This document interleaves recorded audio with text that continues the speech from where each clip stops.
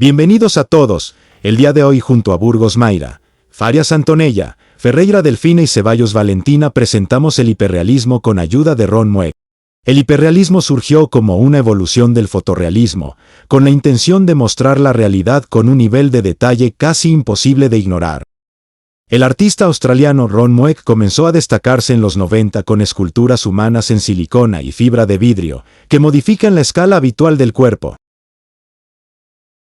Las obras de Ron Mueck ponen en evidencia lo frágil y complejo que es ser humano. Más allá de lo visual, invitan a pensar en cómo percibimos nuestra propia realidad y nos enfrentan con preguntas sobre la existencia. Estas obras no solo generan un fuerte impacto visual, sino que también invitan a reflexionar sobre temas universales como la vida, la muerte y la vulnerabilidad del ser humano.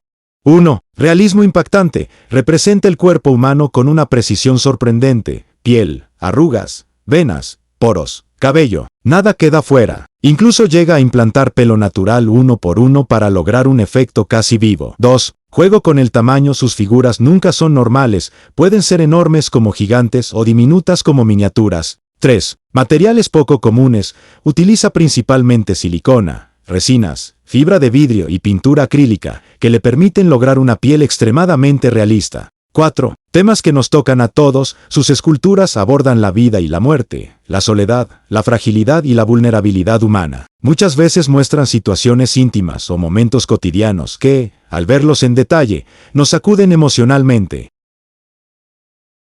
The Dad es una escultura hiperrealista del padre fallecido de Ron Mueck. Representa la fragilidad de la vida y genera un fuerte impacto por su crudeza y realismo.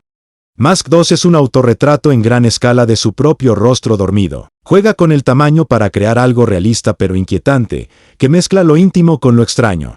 A continuación veremos una entrevista realizada al asistente de Ron Mueck. Your work with Ron, how long have you been working with him? What kind of work do you do exactly? What I'm really involved is the whole process of creating the exhibition. So that's everything from looking at the space available in the museum, how we can use it, where we should build some walls, how we should orientate the sculptures so that we know that what we bring will be right for the space. But even when we get here, then there's a lot of moving around to find exactly the right positions of the sculptures, a lot of work to be done on the lighting so that they look right.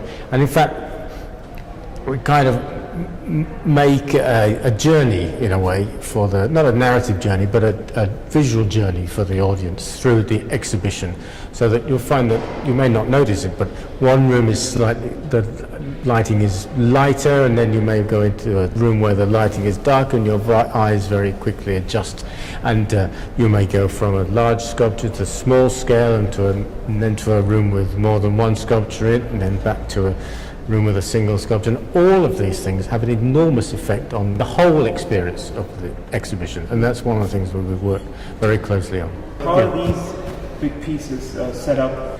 The artist is very concerned when he's making sculpture that what we're presenting to the public is something which doesn't betray its own making, that you don't see the details of the way it's made simply because they would detract from whatever it is you're feeling, the connection and the communication you're having with the sculpture. So if you can see the way that the legs are joined on or something, or a seam or bit fitted together, it's going to sort of break the spell.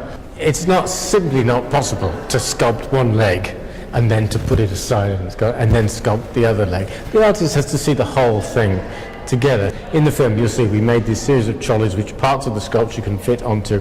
They could be wheeled together to see how everything fits together, and then wheeled apart in order to reach in and sculpt bits, and then wheeled back together again. It's difficult and impractical, but that's had to work in order to make something of this scale.